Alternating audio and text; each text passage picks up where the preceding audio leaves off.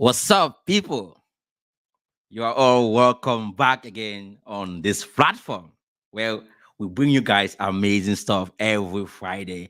Lore is here in the backstage waiting to give us amazing stuff regarding NFT, Web3, what is going on in this space. I know most of you who are part of this platform understand only crypto, like you just want to buy a coin, sell the coin, you want to learn think analysis, but you don't know that there's more into just buying a coin. There is NFT, there's Web3. These are all applications that emerge from the crypto world that you guys must or should pay attention to because this can change everything about you. You might make money in cryptocurrency, but at one point you have to connect to platforms, on the social media or on the internet that you need to spend your crypto or interact with different platforms, right? So today we're going to look at different aspects of NFTs, look at what is going on in the NFT space and also Web3. And Lore, who is an expert in this space, is going to give us, different aspect of this industry and how you can be part of it. If say you are a business, if say you are an entrepreneur, if say you are an artist, or you are someone who just want to, like mint your own NFT someday in the future. So stay tuned as we give you guys this, and those of you who are joining us for the first time. This platform, we create content that is going to help you, make better decisions investing in cryptocurrency, and also for you to understand the dynamics in the crypto market, protecting yourself, and more to that. If say you want to, get deeper, then you can reach out to us. There are links below this video where you can connect with me in particular, and subscribe if you haven't done so. So let me bring Lore. Yeah, the queen of NFT is here. You're welcome, the queen. Hi, good to be on the show again. So how are you doing today? I'm really good. I'm really good. Obviously, we've just had a little quick, brief discussion about XRP winning its trial. It was declared that it isn't a security. So that's something good and something exciting to look forward to and to look up to at the moment, because obviously we know we are in a bit of a bear market. So it's quite nice to see. Wow. Look at this. We love Look that. at this. So, do you think this is a like I did a short video yesterday saying that this is a confirmation of the bull market? What do you think about that? Do you think it's actually a confirmation that we are in the early stage of the bull market?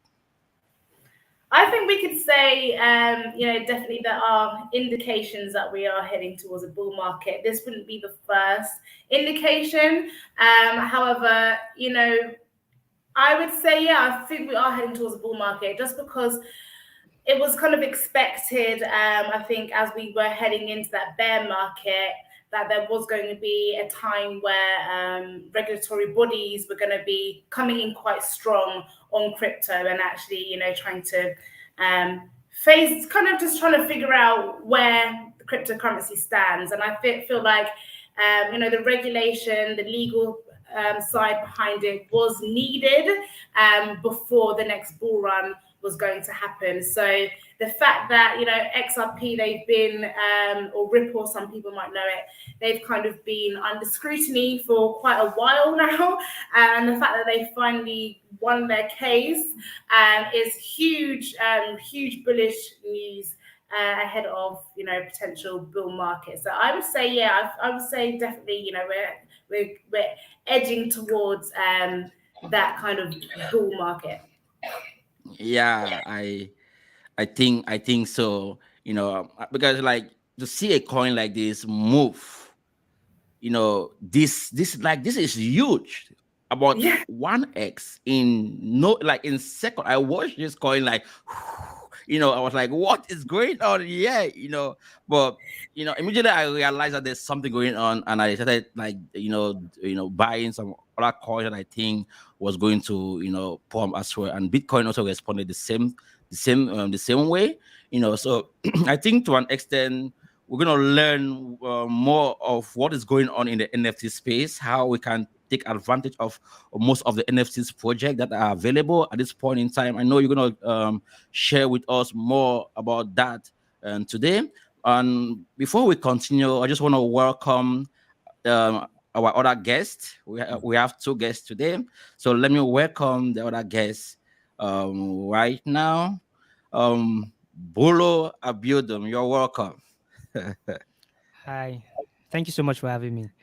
So sorry for How are you doing today? being very late. Yeah, I'm good. I'm So good. Thank you. sorry, I caught you. Like I like miscalculated the time. The time difference is Yeah. always challenging. I was Yeah, I thinking understand. maybe you are ahead of me. You didn't know I was behind you.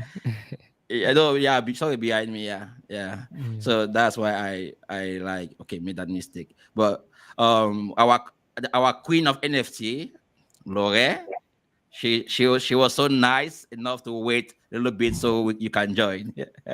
Awesome. Thank you. Thank you so much. I Yeah. appreciate that. So today we're just gonna like we're having discussing about like what happened recently in the market. We saw XRP recently like won the case, and the Mm, market reacted to that. We have seen other coins pumping, and most of the coins that the SCC deem as securities also pumped.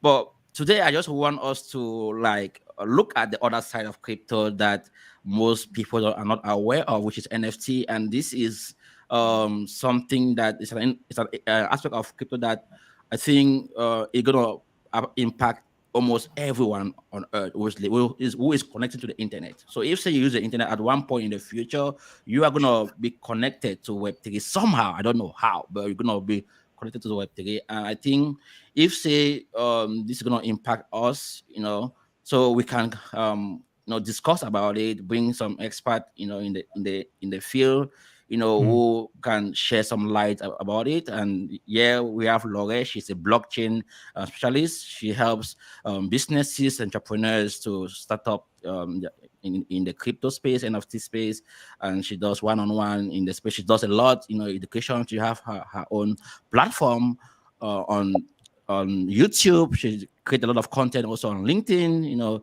So after this, you can check her out. She's doing amazing, and also you can connect with her as well on LinkedIn. Before we continue, I just wanted to share this recent post that she did today. Is about this Bitcoin metaverse. The Bitmap becomes most hodled digital real estate. So she's gonna throw more light about that. But before we go, let me just play this so you listen to it briefly.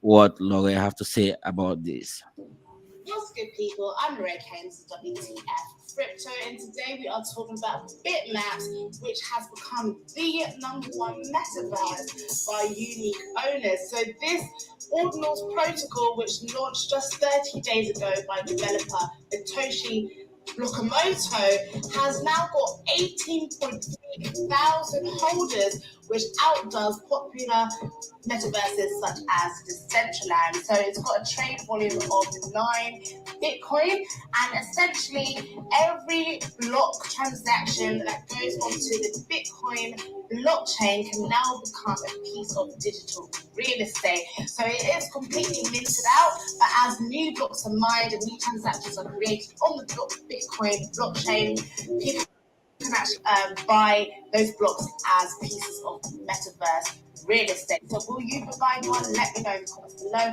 and go ahead and get this article as a Wow. So now, Laura, can you tell us more about this? Absolutely. I mean, this is really exciting stuff. So obviously we know that Ordinals, or you might not know, but Ordinals is a brand new protocol that has come to Bitcoin earlier this year, and it has been taking the market by storm. People are super bullish on Ordinals. So what is Ordinals?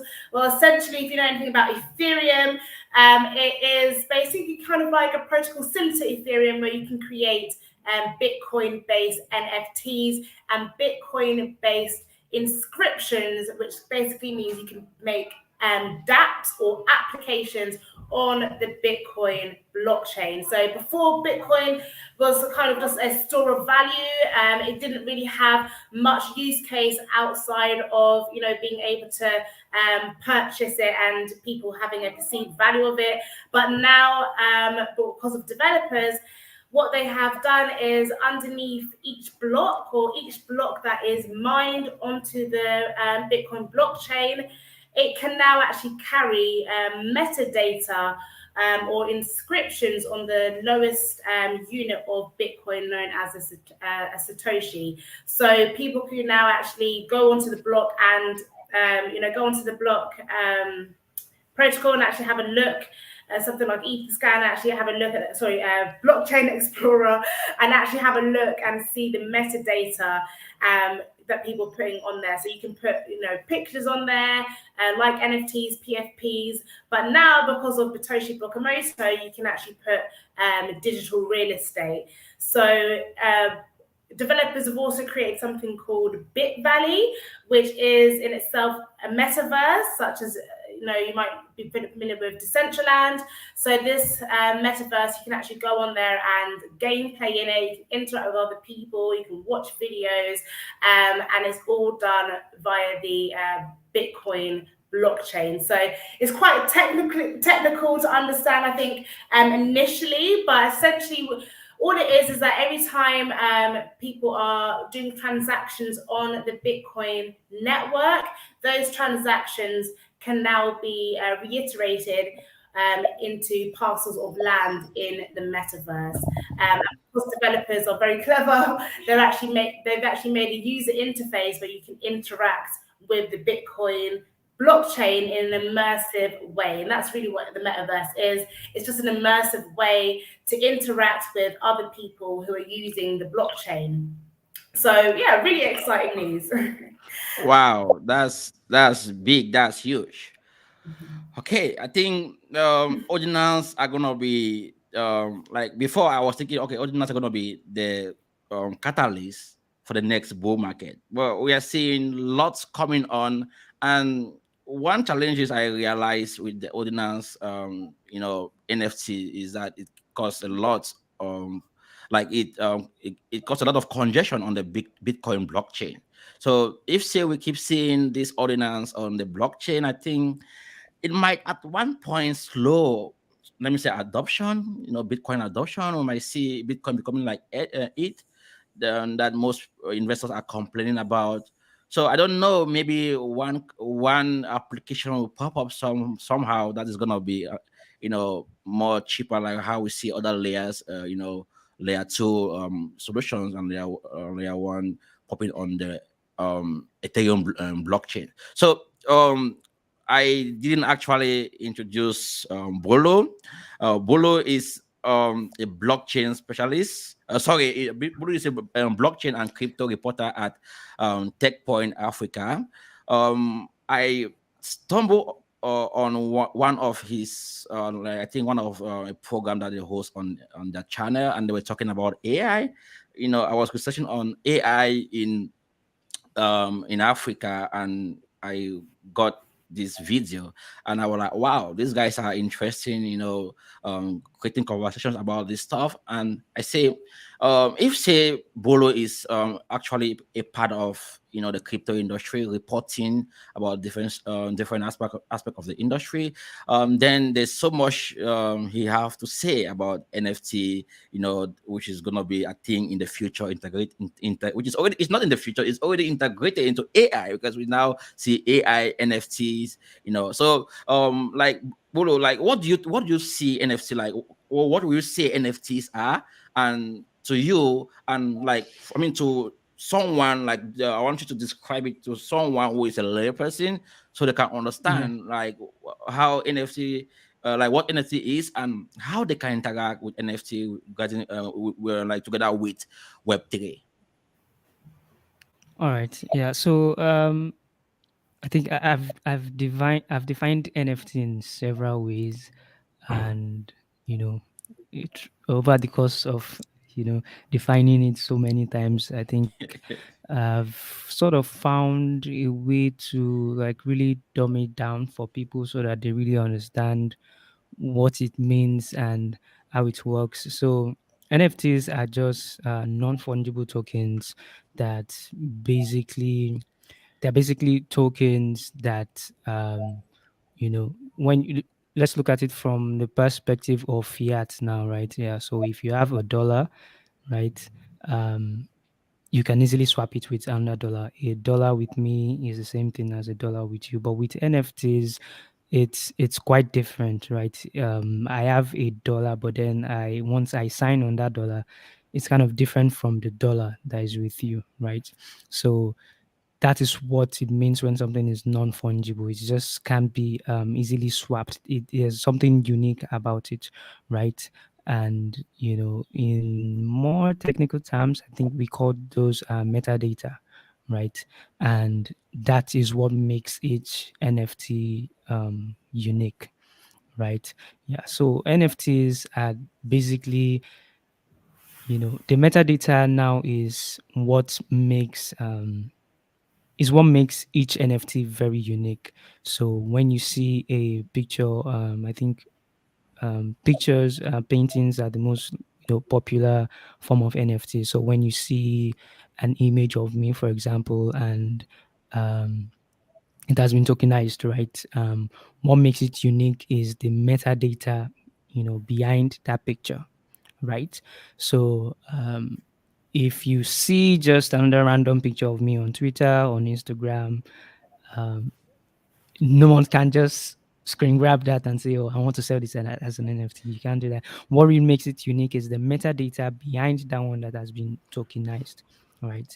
So NFTs is basically a technology that helps you create that helps you create like a certificate for digital that helps it create a certificate for like anything that can be digitized. Talk about artworks, talk about music, basically anything. And recently we've even seen real estate, right? So you now have this digital form of things that can be physical sometimes not necessarily physical, but you can now create this unique thing, right, for each, for everything that is on that's on the internet, right? Yeah. So basically, I think I kind of made it a little bit more complicated, but basically those are what NFTs are, right? NFT is a technology that helps you create a unique version, of either a physical product, a physical something of intellectual value, or something that is predominantly digital, basically. Yeah, that means if if say like let me just make it like to my like let me just assume I'm a layman, right? I'm Okay. a farmer. Like I have I cultivate crops, and Mm, I'm interested in NFT. How okay. can that be? How can I tokenize my crops? How Very, can I do that? very, very interesting questions. That's actually a very interesting question. Yeah. So I think one way to look at this is there's been something I've been noticing recently, which is how a group of people have been trying to use blockchain to help farmers insure their crops, right? Yeah, but I'm going to tweak what they did with that a little bit to really answer your question. So you're a farmer, right? You're interested in NFTs, and you're like, okay, what can I do? Can I tokenize my crops? Can I tokenize my land? So one thing you can actually do is you can tokenize your land. For example, so the land is yours, right? Um, you can go there are platforms that allow you um, convert. So where if you have the details, for example, you have your in Nigeria we call it certificate of occupancy. Those are some of these documents you need to have, to certify that a land is yours, right? So you can take these documents, put them on the blockchain, right, and then add tokenize them, which means you then embed a metadata.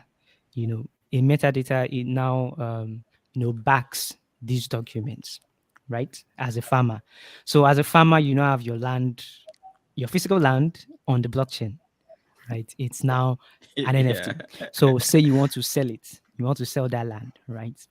Once you transfer, it's still there's still a little bit, as a farmer, you probably don't even know where you need to go to tokenize it, or you probably don't even know how to use MetaMask or things like that. But just to keep it simple, you can now sell it to someone very easily, right? Without even seeing or knowing the person, right? So NFTs make it super simple, super straightforward to do that, right? So once I click buy and then the NFTs come to my wallet, I know that land is mine, right? Because Yeah. you've tokenized them, because you've put those physical documents on the blockchain, and now there's a metadata behind them, right? Yeah. So Yeah. for you as a farmer, that way you're already into NFTs in a way, Yeah. right? And then you Lo- can go a step further, and I don't know, maybe whatever produce you that comes off the land, maybe you want to share gains, things like that. But those are more complex, more complex things. But basically, put your land on the blockchain, and yeah, into Yeah. NFTs. So, Lore, I mean, I know you have like come across multiple companies or people just like ask you questions, business like small businesses, like this NFT stuff, this Web3 stuff. How can I be part of it? Like, or maybe you've seen met people that you saw opportunities in their business that if they tokenize it, they put it on the blockchain, they can actually add more value to the business. Now, like the reason why I want to make this really simple because most of the people that I come across, are people who actually understand nothing. They don't want to, like they don't understand anything about tokenomics. It's big, like so like Mm. let's just say like first of all can you replace tokenomics with something else Mm, mm, and so that people can understand tokenomics like let use real world example that people can understand 'cause I think when we mention NFT, we mention Web3, all these are new words, right? So like but if say we try to meet people where they are, like even halfway, I think to one extent we can communicate with them properly. So look at like, what do you think? Let me say a local shop owner, like someone who, I mean, they have no idea, like, but you've seen them, like, okay, I think if say you're like you saw that if say this person is into the NFT space, or let me say they meet you and they say, okay, they have heard about NFT, right, and they want you to like tell them how they can go, like, wow, how will you approach someone with regard to that? Yeah, I'll just say, I mean, it does get really technical because of the protocols behind it, but I think just put simply is um, everything that you post on the internet today, including your email, social media, text messages, you do not own the data and you do not benefit from the data. However, with NFTs and with blockchain, you own a wallet which is linked directly back to you. And so anything that you mint through that project or anything you upload onto the internet, through that wallet, you own and you benefit from it. And the data always comes back to you. So with NFTs, non-fungible tokens, it's just a way of you being able to tell the world that you own this picture, you own this post, you own this, whatever type of digital file you put on the internet, free blockchain, it is on there. Nobody can change it. You own it. It's come from your wallet, and that's really all it is. It's just this new internet where the big whales like the Zucks and the Musks now, and people who are centralized, they own essentially these internet companies. They own all your data. You're posting pictures of your kid, you're posting pictures of your cat or whatever on Facebook. They're benefiting from all the interactions and all the clicks, all the likes, all the shares. They're benefiting from it, and you're not getting anything. But with blockchain, by minting your own NFTs, creating your own protocols through NFTs, you can actually own that data and benefit from it. So I would say the easiest way, I don't know if I'm going to do a screen share, but I can show you, Yeah, sure. yeah. So we can look at, hopefully that's coming through clear. Can you see that? Yeah, I can see it. Yeah, okay. So this is OpenSea. This is my profile, but OpenSea is a great kind of layman's ways of getting involved in NFTs. So this is an NFT marketplace, and they have all kinds of NFTs on here. They have PFPs, artwork, but they also have things like gaming, so you can buy in-game assets. So again, like the skins and things that you buy currently in gaming, you wear them to have like social standing with your friends while you're playing games, but you don't necessarily always have benefit from it. Let's say, for example, you buy like a sword in a game or something like that, and you use it in the game, and people are like, wow, you won that battle. You don't necessarily have a secondary market through it with the current gaming system. But with NFTs, if I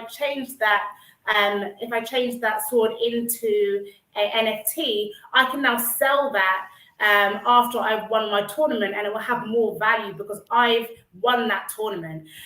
So by creating an NFT, you create more value out of it, and it becomes more immersive. You have this more interactive internet. So, there's games on here that you can play, but then, sometimes you can buy assets.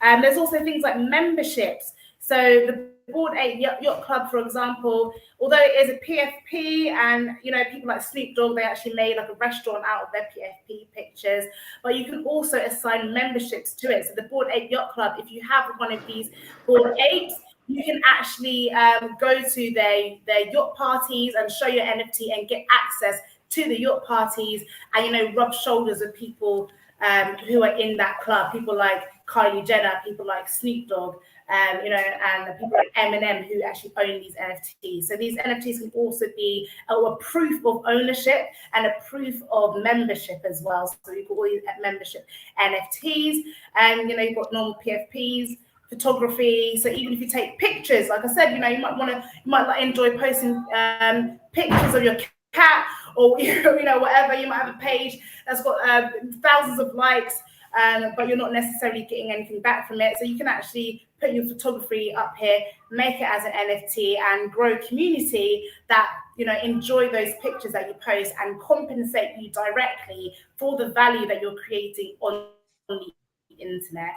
And then lastly, there's all kinds of things you can put in here, but music is another great utility, and that's going to be, I think, after gaming. So I think a lot of people are looking at GameFi and obviously artwork, but I think music is going to be like a really disruptive industry. Was it going to open? Yeah, so music is going to be really disruptive industry for NFTs as well, because the creators of the music can actually,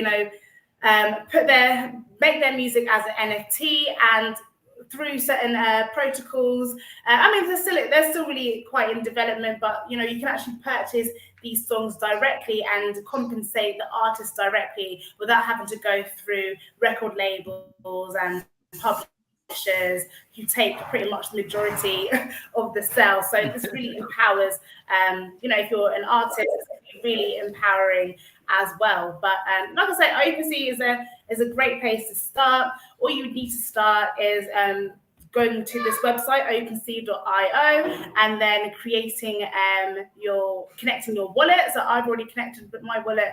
I'm connected to a MetaMask wallet. But it's very simple. Once you've connected your wallet, you can just come up here and click on create. And this is MetaMask. You can see my screen here. So before you can create anything, it's going to ask you to sign a message, and that signature, again, that is you showing the blockchain that it is you who is creating something to be put onto the blockchain, and that you are the owner. So that is why we need a wallet, is to be able to actually have proof of ownership. So here, as you can see, to create an item on OpenSea specifically, you can upload any digital file that is of any one of these. So generally it's photo files, GIFs, moving image files so that you can upload things like 3D files, MP4, so music, videos, and a bunch of other files that you can use here. So you would just upload it onto here, give it a name. You can even put a link to your website. You can give it a description, and then you can decide, if you've got more than one collection, you can decide where you're going to put that. And this is a really cool feature as well, is the unlockable content. So in here, you can put a link to a Dropbox that might be able to download a file, a link to a hidden website, or sometimes on YouTube you can get like hidden content or hidden videos on YouTube. So let's say you're a music artist, you might want to put an MP3 file here for your brand new song that people can buy and listen to. But then you might also want to put unlockable content to a exclusive video on YouTube that only people who hold this NFT can have access to. So this unlockable content is really powerful. Is a really powerful tool, because it means that only people who own the NFT can have access to the other files and other metadata underneath that NFT. So you can choose how much, what supply you want. You can make it a one of one, or you can make, 1,000, 10,000 of those NFTs, and then you can choose which blockchain you want to mint it to. So quite popular blockchain is Ethereum, but you have other blockchains on here like Polygon, Binance Chain, and things like that. And then once you've decided on what file you want to put on there, the underlying information, you would just go ahead and click on create. And then I'll show you some that I made earlier. And so these are some of the NFTs that I've created. So as you may or may not know, I have my blog and show called WTF Crypto, which we did have a look at briefly earlier on the show. And every time I make those articles and I publish them to Medium, I then take the artwork and create them as a one-of-one NFT. So we've got this article that we had from Snoop Dogg. Snoop Dogg has an NFT passport that lets you tour the world. So that is actually the title of the article, and this is the artwork that I make. So I spend a lot of time actually making the artwork for the article, and you can actually put it in there, and it gives a description of these articles. And I've basically made the article, I've made it give it a different purpose. I've actually made these articles now as collectibles, a one of one. So this is article 30, it gives the day, and then it gives the first lines of that article. So these articles for WTF Crypto are now collectibles, and within it as well, once you own it, in the unlockable data, you have links to the original article on Medium. So if you love the blog, you like to follow the blog, you believe in it, then you can actually go ahead and purchase it and collect it as a collectible. So that's the utility for this one. However, there's loads of different types of utility NFTs that we did have a look at. One of my favorites are things that have been sent to me actually by my metaverse friends. So let me see if I can actually, this is all created, but you can get wearables for the metaverse. So let me see, let me go back and find some of my wearables. So if you have an avatar in the metaverse, you can actually have clothes for it. Let me see. Hold on, let me just try and find. I've got quite a few, so sometimes it's quite laborious trying to look You for got all of them. Andrew Tate there. Yeah, so for example here, this is a wearable that I have in Crypto Voxels. So I can actually now have these wearables and these clothing NFT and put them on my avatar. And this becomes valuable because it becomes an identity, it becomes my clothing, but also I can sell these clothings to other people in the metaverse. I've also written a book called How to Manifest Like a God, which is available on Amazon. And this actually links you to this NFT in particular, links you to that book. So I went ahead and made this 3D rendition of the book, and in the unlockable content, oh, my battery is running low. Let me charge them, make sure I don't pop out. But while you're while once you purchase this NFT, it gives you some unlockable content to how you can actually get this NFT to get the physical book actually sent to your home. So, this is an idea of just a few ideas of how you can create NFTs and the different use cases. And I have a couple of lessons on Bit Degree here. So if you want to find out a little bit more, you want to go a little bit deeper into it, you can go over to Bit Degree and type in how to give an NFT utility by Lorraine K, Lorraine Knight, and enroll on that and start learning for free on how you can actually create and give an NFT utility. Wow. There's so much, to digest, and Yeah. like listening to her, it gives me this mindset to think that there's lots of opportunities out there, Mm, that many people don't know. They don't know that this opportunity even exists in the first place. So now, Bolo, looking at Nigeria is like in the crypto world, like in the world, Nigeria is one of the top countries in crypto, right? mm, That have more people who are into cryptocurrency, but not everyone actually understand this aspect of cryptocurrency. And we see Nigeria have so many artists, have musicians, the ecosystem is so vast. How do you think young people can take advantage of this technology, to build something sustainable for themselves? Because when you look at Africa now in general, what people do most of the time is complaining about the government. But what Lore just showed us right now, this platform is free of charge. You don't have to pay anything, to host an NFT there, to launch your artwork there, to build mm. something that you can bring some people together or your community together, and then they support you on that initiative. So what do you think is actually the problem going on right now with most people that you connect with regarding this NFT Web3 stuff? And how do you think we can go about to actually make them understand that there's this opportunity available for them? Okay. Yeah. So I'm going to go back to the question you asked me about trying to explain Web3, NFTs, all these things to a layman, right? A farmer who probably hasn't even used a smartphone before, right? This is where the real problem is, right? And this is where, a lot of people tend to criticize this whole Web3 movement, right? I'm excited about it, but then, in the newsroom, when I talk about it with my colleagues, and, they just throw a lot of holes in it, and they're like, okay, yes, it sounds great. I can use it, you can use it. But you say you want to create wealth for people, right? You say you want financial inclusion. You say you want to, give people an opportunity to own, right? Collective ownership.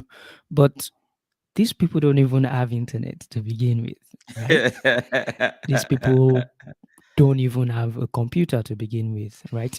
Which is why I think we were finding it very difficult to describe NFTs to a farmer, in the village, without having to use all these buzzwords, metadata, and things like that. Because the truth is, there's really no, I can just tell him it's great. I can tell him it creates a certificate for you that cannot be changed, cannot be forged, cannot be stolen, except, you give it to someone.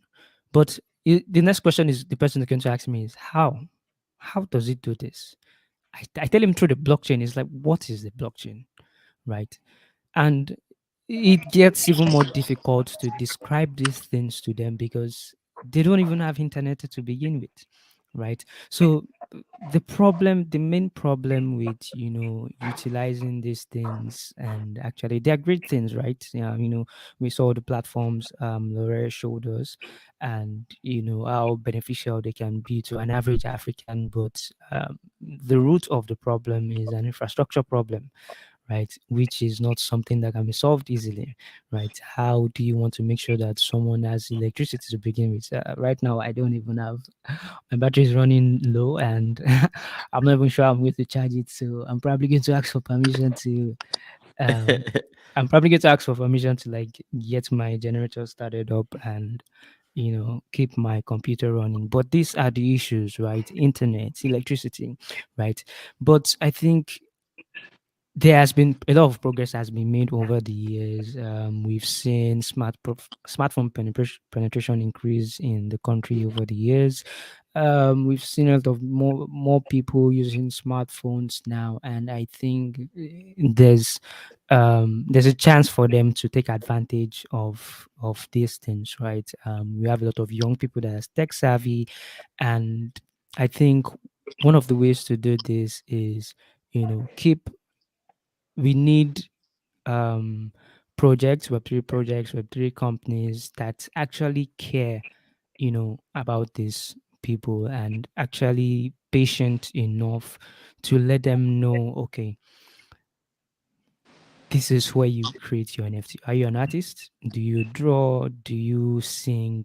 This is how you do it, right? We have a couple of people. I know some guys, they're actually trying to help artists in Nigeria, put their songs, tokenize their songs, trying to help them make money from it, and and stuff like that. But the real problem is, we really need to find a way to solve that root problem, and that problem, it's not a small problem, to be honest. It's a very big problem. But with the ones that are already inside the system, right, that are already inside that tech system, one thing that can be done is to find organizations, like I said, organizations, projects, companies that really truly care about them, right? Not just because I myself have been a victim of a lot of scam projects that tell you, oh, you can get this happens, you can do this. But when you don't really know how to go about it, you get burnt, along the way.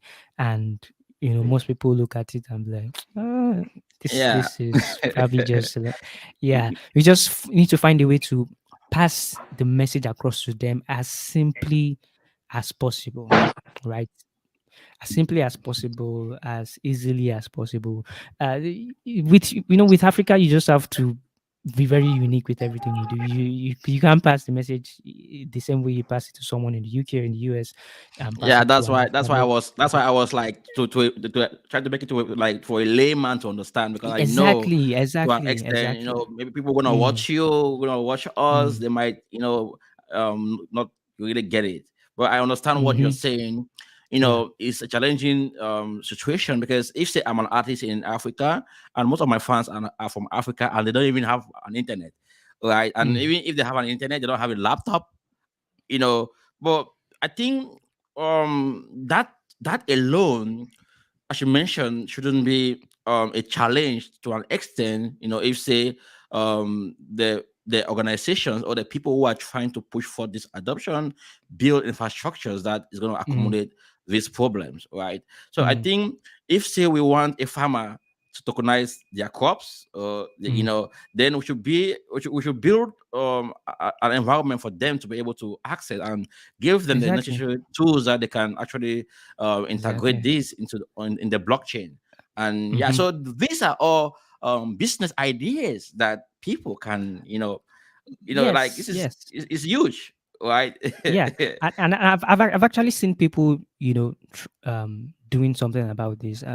Like I said earlier, I've seen there's a particular company called EtherRisk, right? So what EtherRisk does is it provides insurance for Kenyan farmers with smart contracts and blockchain, right? So it does this in a very interesting and unique way. There's also another company called Ensuro doing the same thing. So this is how it works, right?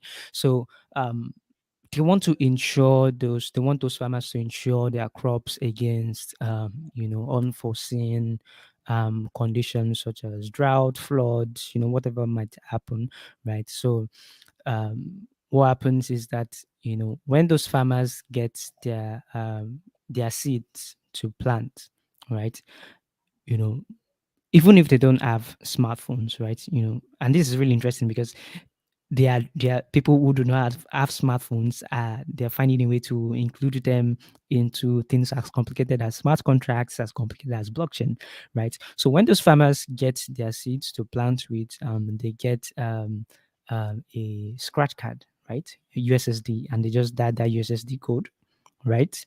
And once they dial that USSD code, they're insured automatically, right? So the smart contract side of things is okay. In a way it's called parametric insurance, right? So if the farmer insures his crops against flood, for example, right? um the smart contract is connected to certain satellites that detect if the flood actually happens, right? So if the flood actually happens, the farmer gets indemnified, right? And it's not a case of the farmer having to call someone and say, "Oh, please come and confirm and see that the flood actually happened. I lost all my crops." It's smart contracts, right? The smart contract, they've been connected to the satellites in a way that once it happens, the smart contract is triggered, and then the farmer you know gets indemnified, right? Wow. And just like Wow. that, that company has been able to find a way, you know to use blockchain technology to actually help people that don't that are not in that system, that don't have the necessary infrastructure to do things as simple as just opening a MetaMask wallet and things like that. So I think it can be done. It can be done. We just need Yeah, to have yeah. people that are really everything ready to everything is think and possible. innovate. Yeah, So it's Lore, possible. like before you we're just gonna give you some time. You should go and we're gonna wrap up anytime soon anyways. But Lore, you now, like, he mentioned some implications um of NFTs and, let's say, to an extent, Web3. Now, people might fall might be victim to scams. So how will you, like, advise someone out there who want to get into this space? Like, how will you advise them to navigate this space to avoid being scammed? Yeah, absolutely. And I think this is going to have to be the last comment that I make today. It's getting quite hectic in here now. But I would say definitely always double check your website addresses. So like the one that I showed you earlier for OpenSea, always make sure that you've got the correct one, because there are lots of phishing scams. And try not to just click on any random link. Go to the Twitter pages, try and look for the Twitter pages, look for the ones that have got the most followers, look for the ones that have got, the CEOs, and you can see that they are posting on there, being retweeted by it. Make sure you go onto their Discord and only, look at the links that have got the Discord link. Don't just click on any link that anyone gives you. Don't give out your seed phrase to anyone. Try to kind of have a bit of digital awareness and internet safety while operating in these protocols. Okay, Laura, thanks so much. I know you have to go right now. It was good to have you here. Let's see again next week. It was good to have you here. Have a nice day. Perfect. I'll see you next week. Take care. Yeah, see you next week. Wow, guys. This has been an amazing session so far. Having these awesome people, these fantastic people, share with us lots of information about NFT.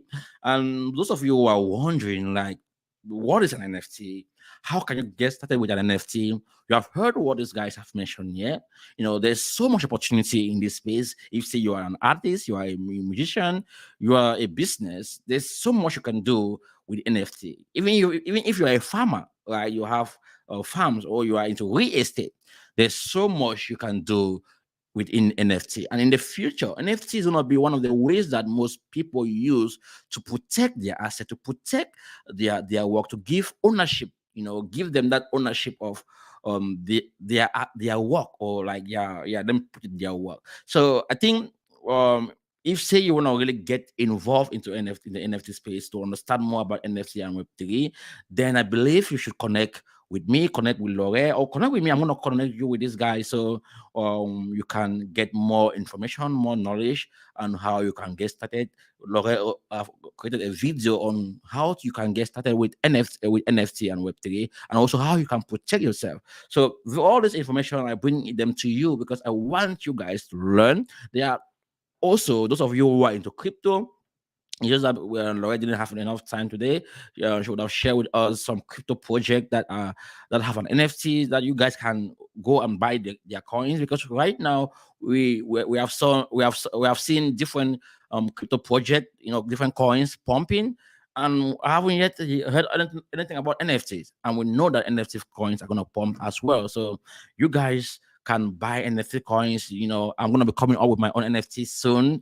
I know you guys are going to, buy my NFT, because buy my NFT is gonna help promote this platform. I think that's the way, or that you can be part of my community and promote what I do. So I haven't said much, guys. I think we're gonna call this a go for today. Those of you who still haven't yet subscribed to this platform, make sure you go and smash the subscribe button right now. Smash it. It's free. It won't cost you anything. When you do, you're gonna help this channel reach out to more people. Don't forget to like, thumbs up, and share this content with someone else out there. Having said that, guys, see you the next video. Bye bye.